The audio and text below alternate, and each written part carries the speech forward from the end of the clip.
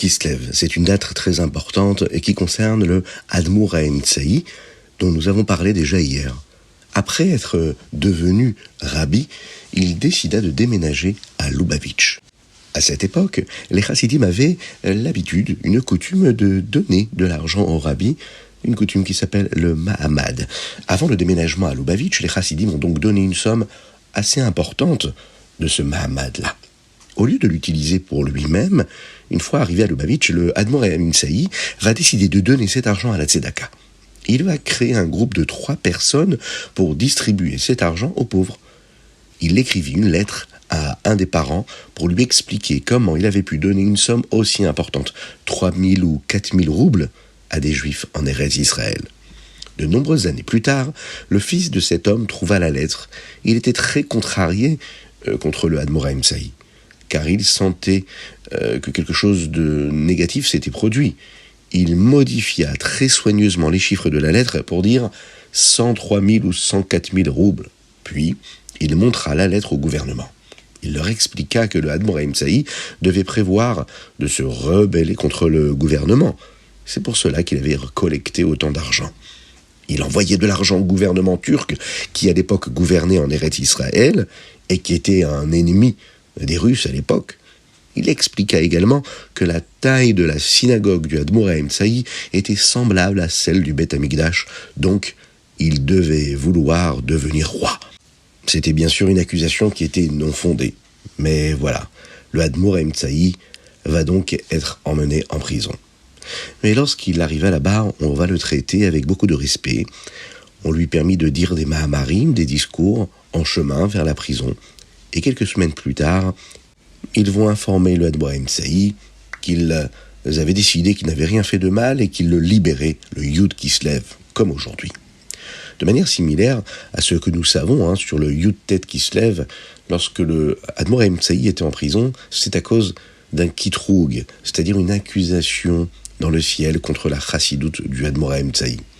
Lorsqu'il fut libéré de prison, c'est parce que dans le ciel aussi on décida que la chassidoute du Admour Haïm-Tsaï devait être diffusée. C'est pourquoi, le jour du Yud Kislev, on appelle ça Chag HaGeoula du Admour Haïm-Tsaï. Il vécut encore 1 an après cela. Et l'année suivante, le Tet Kislev, à l'âge de 54 ans, il va retourner chez Hachem. Au début, ce Chag HaGeoula, cette fête-là, n'était pas autant célébrée, car la Istalkut, c'est-à-dire cette date-là où le Admour Haïm-Tsaï était parti chez Dieu, se produisait l'année suivante. Mais maintenant, nous pouvons célébrer comme il faut le Yud Kislev comme un grand Yom Tov, une grande célébration.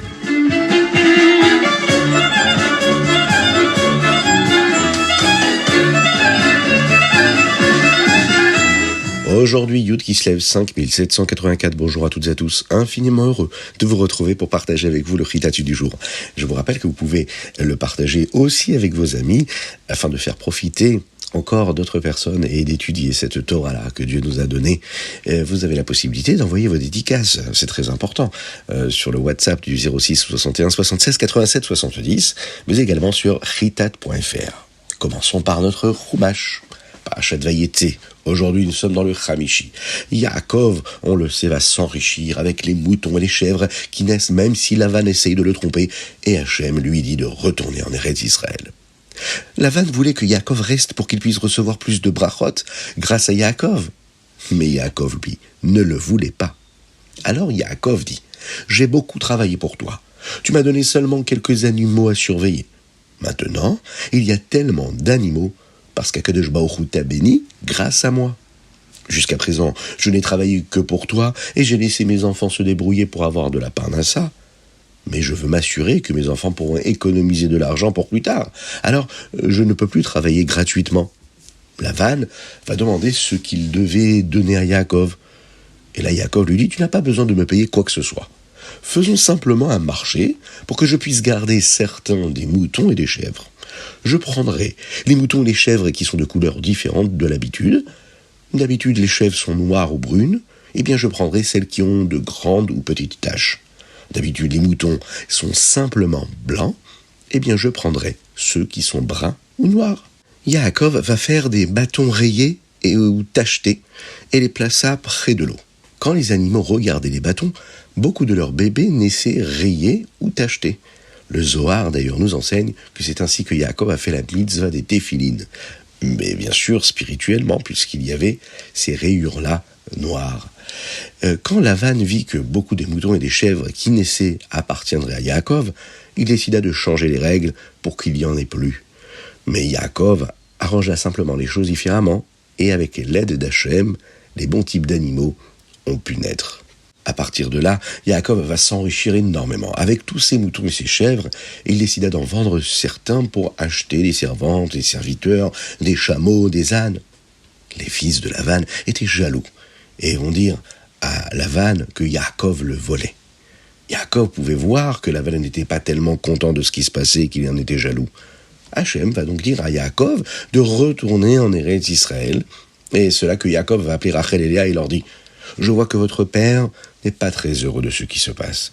Il pense que je lui vole ce qui lui appartient. Vous savez qu'Hachem m'a aidé, j'ai beaucoup travaillé, et même s'il a changé d'avis 100 fois sur ce que je devrais être payé, Hachem m'a aidé, et les bons types d'animaux sont nés. Hachem m'a rappelé que j'ai construit un misbéach, et promis d'apporter des corbanotes dessus, des sacrifices. Il m'a aussi dit, Hachem, qu'il est temps de retourner en Eretz Israël. » Là, Rachel et Léa vont lui répondre « Bien sûr, après tout, Lavan ne se soucie pas vraiment de nous, maintenant qu'il a des fils. Au lieu de te donner de l'argent, quand nous sommes mariés, il t'a fait travailler pour qu'on puisse se marier avec toi. Et puis, au lieu de te payer pour ton travail, il t'a seulement laissé avoir les animaux pour lesquels tu as travaillé. La seule chose qui nous appartient, à nous et à nos enfants, c'est ce qu'Hachem nous a donné et ce que toi tu as gagné grâce à Hachem. Fais donc ce qu'Hachem veut de toi.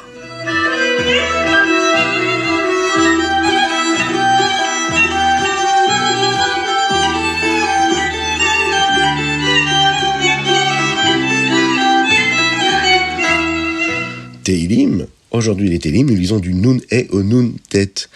Et n'oubliez pas de rajouter un Tehillim pour nos frères en Eretz Israël qui se trouvent en captivité. Pour toutes ces personnes malades, toutes ces personnes blessées, qu'Akadosh Baruch Hu protège tous nos soldats en Eretz Israël et dans le monde entier. Il y a de nombreuses façons de diviser les Tehillim. Il est divisé en 5 livres, comme les 5 Rumashim. Il est également divisé en 7 parties pour chaque jour de la semaine. Lorsque nous disons le Chitat chaque jour, nous le disons de la manière dont il est divisé pour chaque jour du mois. En temps de trouble, les Rebbeim disaient plus de Tehillim que d'habitude. Ils disaient également les Tehillim de la manière dont ils étaient divisés pour les jours de la semaine. Le rabbi Shneor Zalman de Liadi, le Admor Hazaken ainsi que le rabbi Yosef Yitzhak furent tous deux libérés de prison un mardi. Et comme ils étaient en prison, ils disaient les Tehillim pour le mardi de la semaine, de la manière dont il était divisé pour la semaine. Dans cette section, il y a un chapitre, le Nun E, qui contient ce verset-là, Pada veshalom nafshi. Hachem a libéré mon âme en paix. Au moment où ils furent libérés de prison, ils disaient ce verset. Le Admor Haim Saïd, dont nous fêtons aujourd'hui le Chag HaGeoula, dit aussi ce verset-là quand il sortit de prison, même s'il ne fut pas libéré un mardi.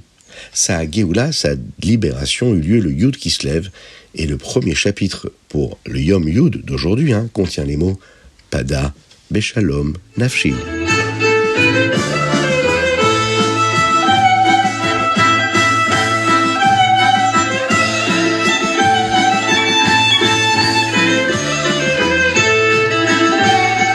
Nous allons passer tout de suite à notre Tania du jour. Aujourd'hui, nous sommes dans le Kuntres Acharon, Siman Dalet. Nous avons appris dans le Tania à quel point il est important et spécial de faire une mitzvah. La kavana, l'intention et l'amour que nous ressentons pour Hachem sont également très importants. Mais il n'y a pas comme l'action concrète. Faire la mitzvah. Cela vaut aussi bien lorsque nous faisons une mitzvah ou même lorsque nous apprenons comment faire une mitzvah. Mais qu'en est-il de l'apprentissage des halachot sur ces mitzvot-là? Les lois qui concernent comment faire la mitzvah. Parfois, il y a des mitzvot que nous étudions à travers l'halacha qui ne vont jamais se produire. Est-ce aussi considéré comme une mitzvah? Aujourd'hui, l'Admor Hazaken va nous dire que les lois que nous étudions sont la chorma d'Hachem, la sagesse de Dieu. Peu importe si la halacha concerne quelque chose qui se produira ou non, c'est quand même de la sagesse de Dieu.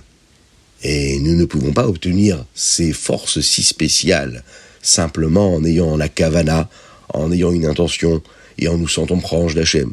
Nous devons effectivement, bien sûr, accomplir toutes les mitzvot qu'Akadosh Baruch Hu nous a données.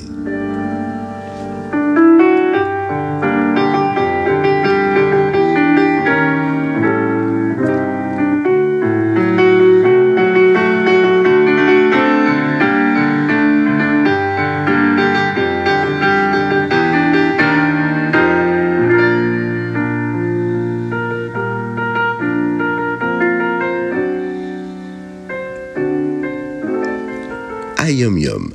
Aujourd'hui, nous l'avons dit, c'est un Yom Tov très spécial, Chag HaGeoula du Admor HaEmsaï. Pendant Chol HaMoed Sukkot, en l'an Tav Kuf Pei Zayin, le Rabbi et les Chassidim découvrirent que quelqu'un avait raconté des choses pas très positives sur le Admor HaEmsaï au gouvernement. Quelques jours après Simchat Torah, le lendemain de Shabbat Bereshit, c'était un dimanche 28 Tishri, la police vint à Lubavitch pour emmener le Rabbi en prison. En chemin, ils vont s'arrêter à Dobromisl et à Liozna, où le Admor HaEmsaï va dire des Mahamarim, des discours chassidiques. Puis, ils vont l'emmener à Vitebsk, où ils le gardèrent en prison. Il resta en prison jusqu'à dimanche, de Parashat Vaishlach, Yud Kislev, comme aujourd'hui.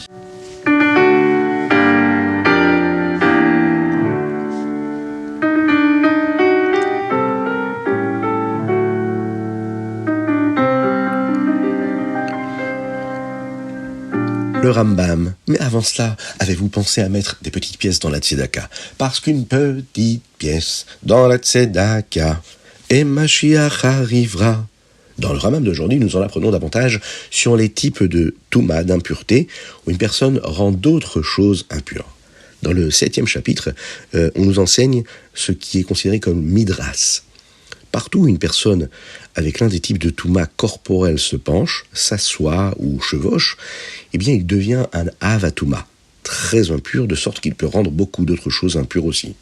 Dans le chapitre Chet, le 8e chapitre, le Rambam nous explique ce qui se passe si l'une de ces personnes déplace quelque chose, de nombreuses façons différentes. Par exemple, tout ce qui devient impur, si elle les déplace avec un bâton qu'elle tient sous son menton. Et dans le dernier chapitre du jour, à savoir le chapitre Tête, le 9e chapitre, nous apprenons ce qui se passe si l'une de ces personnes heurte quelque chose et le fait tomber. Nous apprenons également dans quel cas toutes ces choses-là deviennent impures à cause de Tumat Midras, parce qu'elles auraient pu devenir impures.